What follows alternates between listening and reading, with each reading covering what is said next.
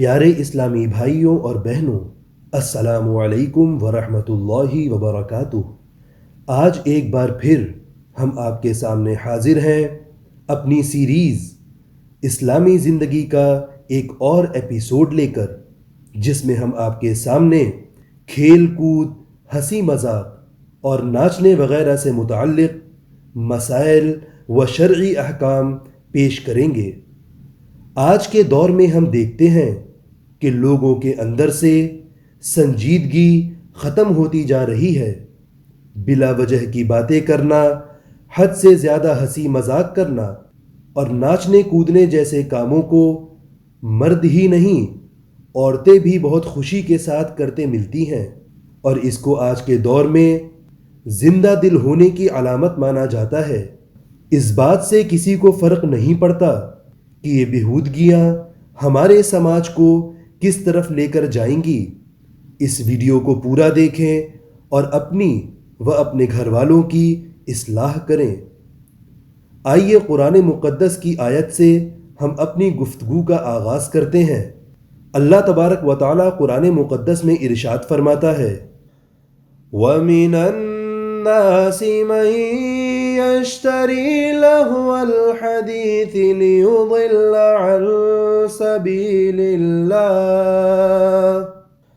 عَن سَبِيلِ اللَّهِ بِغَيْرِ عِلْمٍ وَيَتَّخِذَهَا هُزُوًا أُولَئِكَ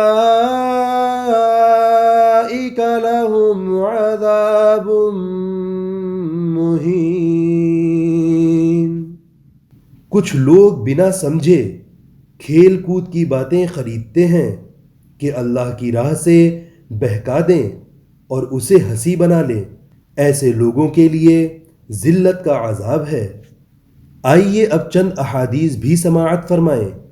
طبرانی نے ابن عمر رضی اللہ تعالی عنہما سے روایت کی کہ رسول اللہ صلی اللہ تعالی علیہ وسلم نے گانے سے اور گانا سننے سے اور غیبت سے و غیبت سننے سے اور چغلی سے و چغلی سننے سے منع فرمایا۔ ایک اور حدیث میں ابو داود اور ابن ماجہ نے ابو ہریرہ رضی اللہ تعالی عنہ سے روایت کی کہ رسول اللہ صلی اللہ تعالی علیہ وسلم نے ایک شخص کو کبوتری کے پیچھے بھاگتے دیکھا۔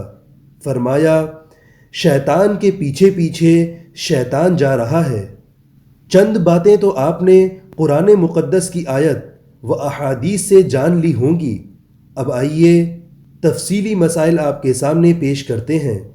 عید کے دن اور شادیوں میں دف بجانا جائز ہے، جبکہ سادے دف بجائے جائیں، اس میں گھنگرو وغیرہ نہ لگے ہوں اور کسی دھن پر دف نہ بجائے جائیں، بلکہ دھپ دھپ کی بے سری آواز سے نکاح کا اعلان مقصود ہو تو یہ جائز ہے۔ اسی طرح ناچنا، تالی بجانا، ستار، گٹار، ہارمونیم، بینجو بجانا یا ایسے ہی دوسرے قسم کے باجے بجانا، سب کے سب اسلام میں ناجائز اور حرام ہیں۔ یوں ہی شادیوں میں بینڈ باجا، ڈی جے، شہنائی یا گانے کی محفلیں منعقد کرنا سب کے سب ناجائز اور حرام ہے۔ ہرگز ہرگز ایسی چیزوں کو اپنی محفلوں میں شامل نہ کریں، ورنہ ایک جائز محفل بھی ان حرام کاریوں کی وجہ سے گناہ کا اڈا بن جاتی ہے۔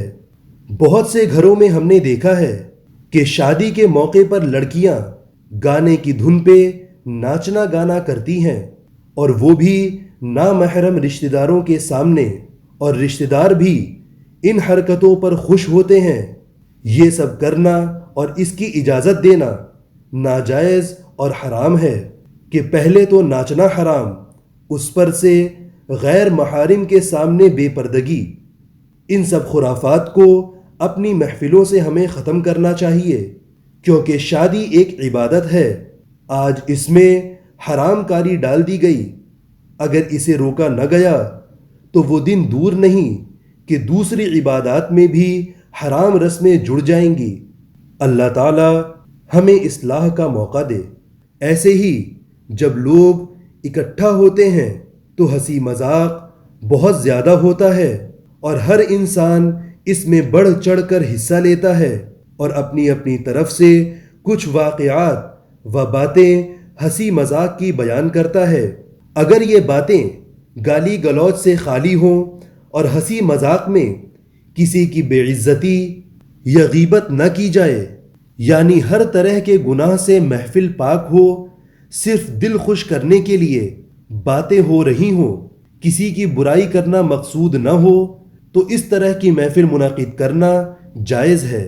اور چاہیے کہ جب ایسی محفلیں جمیں تو کچھ دیر پر اللہ اور اس کے رسول و قیامت اور موت کا ذکر چھیڑا جائے تاکہ انسان کو اپنا اصلی مقصد یاد رہے۔ اب آئیے کھیل کود میں حرام چیزوں کو بھی جان لیں۔ اگر آپ نے کبوتر پالا ہے اور وہ صرف شوق یا محبت میں پالا تو جائز ہے، اور اگر کبوتر بازی کے ارادے سے پالا تو ناجائز ہے۔ اگر کوئی شخص کبوتر اڑانے کے لیے چھت پر چڑھتا ہے جس سے بے پردگی ہوتی ہے، یا اڑانے میں کنکڑیاں پھینکتا ہے جس سے دوسروں کا سامان ٹوٹنے کا اندیشہ ہو، تو ایسے انسان کو سختی سے منع کیا جائے۔ یوں ہی جانوروں کو لڑانا جیسے مرغی، بٹیر، تیتر، بھینس، بیل وغیرہ کہ بہت سے لوگ ان جانوروں کو لڑاتے ہیں، یہ اسلام میں حرام ہے، اور اس میں شرکت کرنا یا اس کا تماشا دیکھنا سب ناجائز ہے۔ کشتی کرنا اسلام میں جائز ہے، اور آج کے زمانے میں کثرت یا جم کرنا اگر ستر پوشی کے ساتھ ہو، یعنی کم سے کم ناف سے گھٹنے تک بدن کا حصہ بند رہے تو جائز ہے، اور ارادہ یہ ہو کہ صحت مند اور طاقتور مسلمان اسلام کو قوت دے گا، اگر ضرورت پیش آئی تو اپنے دین کے لیے اپنی جسمانی طاقت کا استعمال کرے گا، یا مسلمان جب صحت مند ہوگا تو کافروں پر رعب طاری ہوگا، اس ارادے سے اگر کرے تو ثواب ہے۔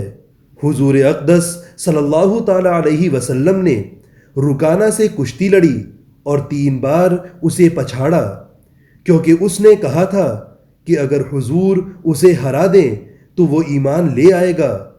حضور سے ہارنے کے بعد رکانہ مسلمان ہو گئے۔ اسی طرح ہر وہ کھیل جس میں پیسہ لگایا جائے کہ ہارنے والا جیتنے والے کو پیسہ دے گا، تو وہ کھیل ناجائز ہے۔